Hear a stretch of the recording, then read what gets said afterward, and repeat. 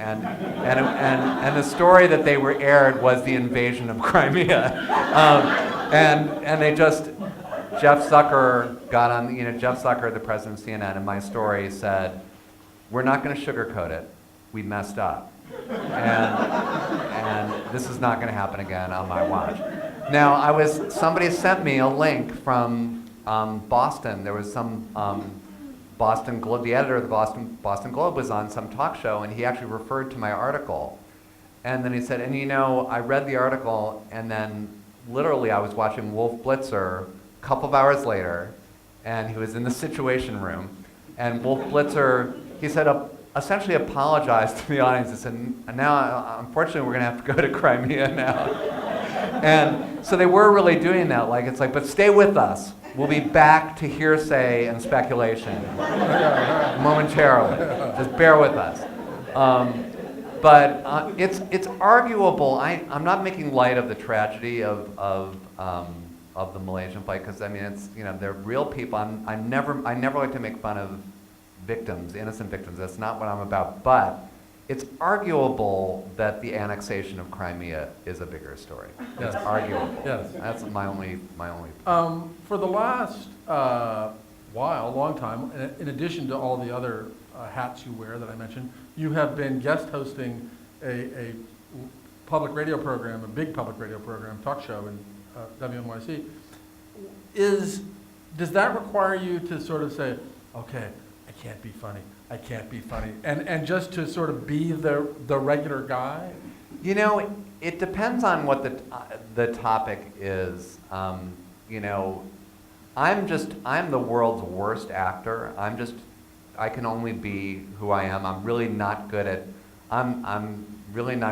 faking any other persona. I've tried in movies, actually, and much to the. You were in a Woody Allen movie. I was in a Woody Allen movie, and Woody Allen I had one line, and Woody Allen, I think, had to bring me in after the movie to redo my line, my one line. I'm just the world's worst actor. So it's a long way of saying,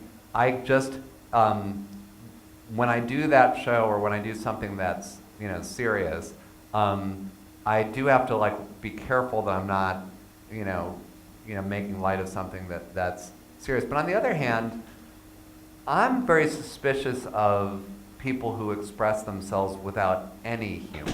I think that's weird. I think that might be like a sociopath or something, or I guess sociopaths can be really funny, and that's how they get you. But I think it's weird, whenever I see something that's supposed to be super serious and there's not one joke in it, that makes me kind of what were they thinking? That's not, human beings aren't that way. So to me, it's more like a question of proportion. For example, this show, this Leonard Lopate show, he does a lot of topics that are very, very serious, and they're often, and when I come on, it's not like they throw all those topics out and then they say, and today we're going to talk about clown shoes. It was I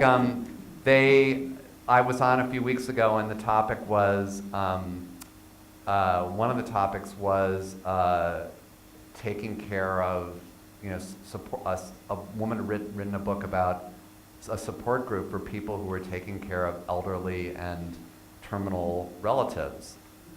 Okay, funny, yes, but no. It was like I talked about it, and so actually, my mother died a couple years ago, and I brought that into the conversation, and I tried to talk about it appropriately as I could, but even then, we took calls, and some people did have funny things to say about their experiences as caretakers. So there is comedy in everything. I think the best example of that in my life was that I had this, which a lot about, and it's been broadcast. It was a little Kindle single book I wrote, but I had this Kindle single of the year. I had this near-death experience a few years ago because of hospital malfeasance. I guess I could complain about that, about almost dying. And when I went through it, it was the most, because it was life and death, it was the most unfunny experience. I had nothing funny to say about it or think about it when I was going through it. But within 5 months, I was at the Moth telling it as a story. Having lived. That was the spoiler. I was telling the story. And it was like at one point I was going into the surgery where there was a 50% survival rate, which isn't very good. And I said, when I went under, I thought like, well, if I wake up, then I'll know I survived, and until then, you don't know. And so I said, so they did the surgery and it was a success. And some woman in the back of the theater went, woo! And I was like, that was a surprise. Like, I am actually here. Like, that was not, if ever there was a moment of no suspense, it was the fact that the surgery worked. That's a great suspension of disbelief. Yeah, it really was. Like, I had her at the edge of her chair. Did he live? I got her. But that was an example of like anything, however tragic, can be funny. It's that old thing of like comedy equals tragedy plus time. If you just give anything a little bit of time, it can be funny. And actually it may even, on this theme of complaints, sometimes our complaints may be kind of not really worth complaining about if we just gave it a moment, like count to 10, or maybe before you send that email or scream at that person in customer service, maybe just think about, is this really something that I'm going to even be thinking about tomorrow? Because maybe that, I know we're supposed to be encouraging complaints this weekend, but no, not but maybe absolutely. choose our battles a little. I totally agree, and I think there's a kind of kudzu of complaint that, for instance, in the comment sections online, I mean, that is just complaining about Obama or complaining about whatever. That is just, give it a rest, do something else. Right. Go for a run. Right.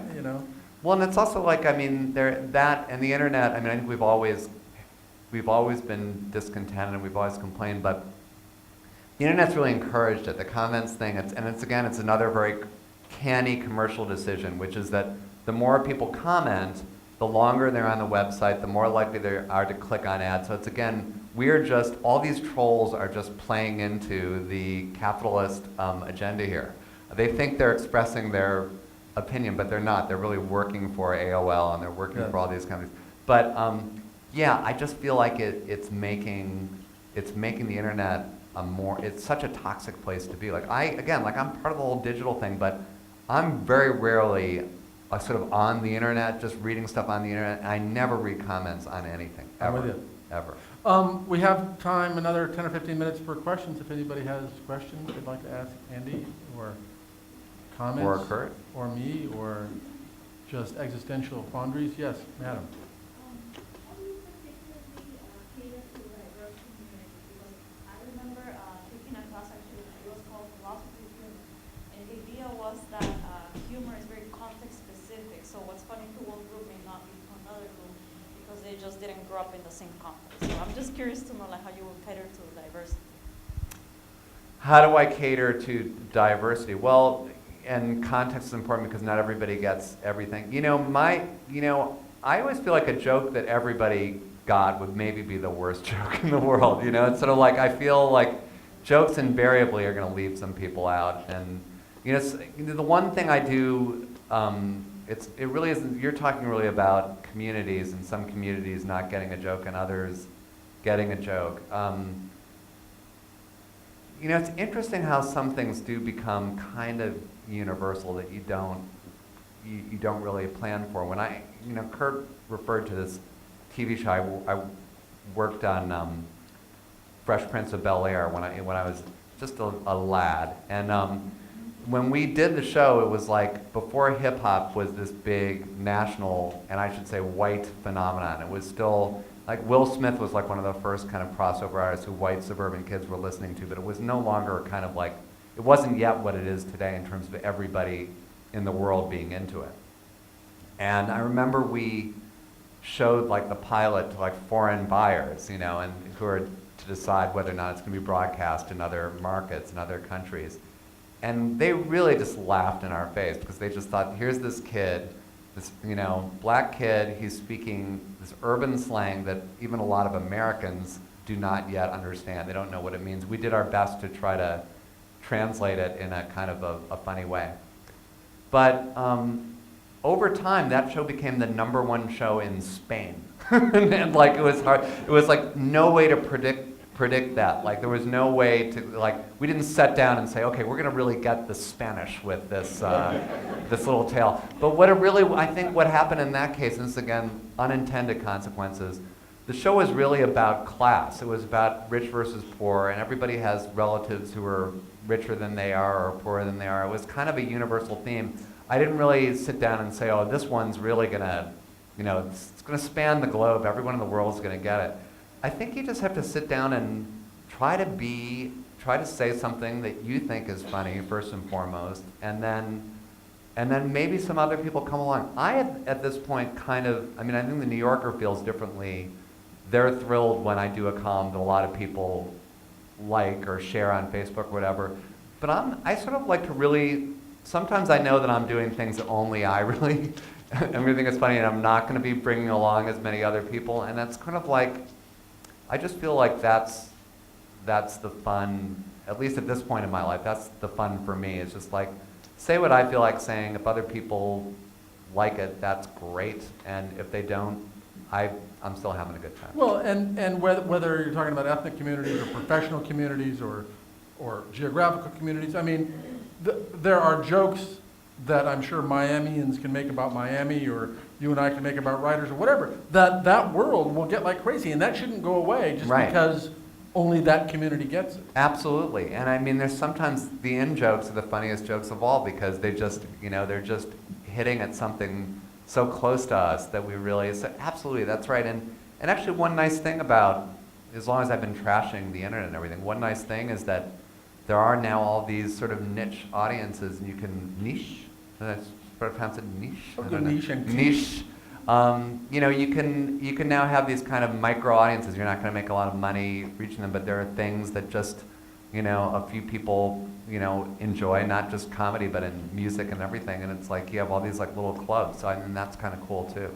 But I guess what I'm thinking about is like I don't really think about the audience much. Every now and then I'll come up with something that my editors at the New Yorker will just say, no one in the world has heard about this but you. And it's like, well, if I'm the only one who's heard. What? That's supposed to be the smartest audience in the world. Well, what's too smart for that room? It's not so much smart, it's just sometimes, you know, there was just, every now and then I will stray into a news story that's kind of obscure and that no one else, like I remember one time, like during the, well, now I'm going to tell you something that no one will laugh at, so that'll be a fun experience.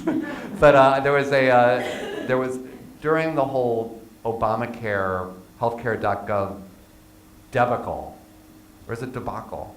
Debacle? Second debacle. Fiasco. Okay. During the whole bad thing that happened, one of my favorite spectacles in that was that there were all these like mainly older people in government getting on and criticizing the web design of healthcare.gov. And one of them was John McCain, who I knew up until like 2 years earlier had never even been on the internet. And he was like going on and on talking about how poorly designed it was. So I wrote this thing, which we didn't publish, but it was all about John McCain talking in really great sort of wonky detail about how he would have scaled it, and how the coding he would have done that would have been different. And see, it was kind of funny, but it was like all this stuff about like, I just think that their use of like Firefox blah blah blah was no, and they weren't enough packets for the blah blah blah, and it was very, I just like the idea of like John McCain having a town hall meeting and then going into all this stuff. But my editor looked at me like I was absolutely out of my mind. So like maybe that was the wrong call there at that time. But you know, there just every now and then there'll be something that I just, you know, I find funny, and then there are other things where I just think no one in the world will get this, and then that turns out to be super, super popular. So I just never try to aim the ball, as we say in baseball. I just try to like throw it and see what happens. Yeah. Hi, I wanted to kind of bring it back to the topic. How do you... Oh, well, I'm sorry. I'm sorry I let you down. I guess I didn't hew closely enough to your conventional views of what we're supposed to be talking about. Thank you, I appreciate That's that. okay. Anyone else want a refund for this excruciatingly digressive and... Sorry, go ahead. I'm interested, because I do appreciate appreciate comedy so much.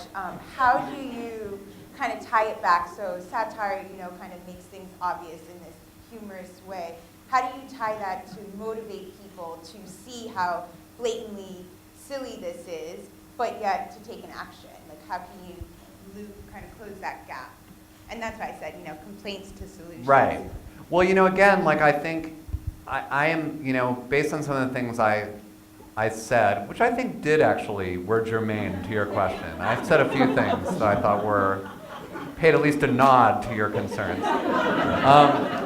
I think sometimes, I think the one time it kind of, I don't know if it motivates action, but I think sometimes there's a critical mass of ridicule that will convince politicians not to do something stupid. Like I think a few years ago, I think during the Bush administration, and this hit very close to home for me, it was revealed that one of the agencies was actually writing fake news stories to make America look good.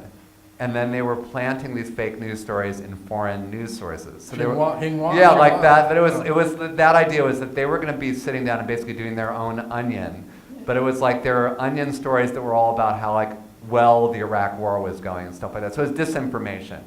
And when this got out, that they were actually sitting down and writing fake news, and I think the program was never actually implemented. It was just one of those kind of testings. And for all I know, there was a leak. This was a leak designed to find out whether people thought it was okay or not. But there was such ridicule piled on this by people with way more influence than I have, like Jon Stewart and that whole lot. There was just calmness, and everybody made fun of this so much that they did kind of quietly abandon the program. Now whether or not it was ridicule that actually got that done or not, I do think that just if it reaches critical mass, I do think that sometimes it can motivate change a little bit. But I guess I get nervous when comedians cross the line into this kind of messianic mission where they honestly think that because they are angry about something, whether it's guns or whatever, I keep on coming back to guns because that seems like something that we could really make a change in this country. It seems very fixable compared to, when you look at our statistics compared to other countries, it seems like a self-inflicted problem in a way. But again, if you have to weigh what a comedian can do versus what a very well-funded lobbying group like the NRA can do, we just have to be realistic about it. Now, I don't know, Pussy Riot seems like a good example of a group. They're very funny. I don't know if you saw them when they were being interviewed on Colbert. They were really great. And but is Pussy Riot going to succeed in in changing the view of Vladimir Putin? Vladimir Putin is more popular in Russia than he's been in a long time. He's up at 70% or something like that.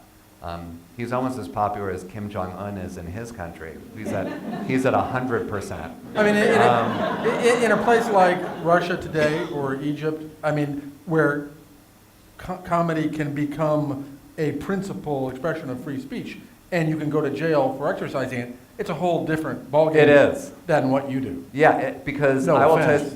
because I will tell you, I have absolutely, one thing I do not have is courage. I have if I were in a state where there was a state of emergency, I would not be at the comedy club saying, what's the deal with these fascists? I would be doing a different line of work. I'm not to be mistaken for a revolutionary or an activist. I'm a writer who tries to express myself, but I have nothing but admiration. The Pussy Riot women, those guys, they really have guts. Because they're going to prison for what they believe in, and they're really. Whereas you're just a pussy. I'm just a pussy. Good. We're gonna end on that. No, but you're absolutely right. I know what my limitations are, and I'm not going to the map. So I'm just putting it out there and trying to make people laugh. And but I do think, again, I think in small ways it can be incremental. I think that you can help frame the way people look at something by making fun of it. But I always get so nervous when comedians lend themselves to causes and then get up and sort of seem to cross the line from being funny into preaching. And then I also feel they're less effective, because I think one of the few things that comedians have going for them is that laughter is a very involuntary response. So if you make somebody laugh, you're getting to them at this very, very deep level. Even if they then say, that wasn't funny. It's like, a writer I worked with once had a great line. He says, you can't take back the laugh. Like, if you laugh at something and then say, but that was stupid, doesn't matter. Or offensive, or yeah, whatever. Doesn't matter. No. You can't take back the laugh. So it got you somewhere. And I feel like when I get up if I got up right now and told you about, healthcare.gov and why it's good and what you should do, you'd start tuning me out right away. That's what was so sort of brilliant about Obama doing the Zach Galifianakis thing, which was, it was really funny, and you stayed with it just to see what would happen next. And actually, a lot of people signed up for Obamacare after that, just because it's like, it was all right, and I didn't know was that easy or whatever. It was like kind of a brilliant way to like use comedy to make this very boring message go down better. So that's a great example of using comedy effectively to get something done. Andy Borowitz, it has been a pleasure, as always. Hey, Thank you. thanks a lot, Kurt. Kurt Andersen.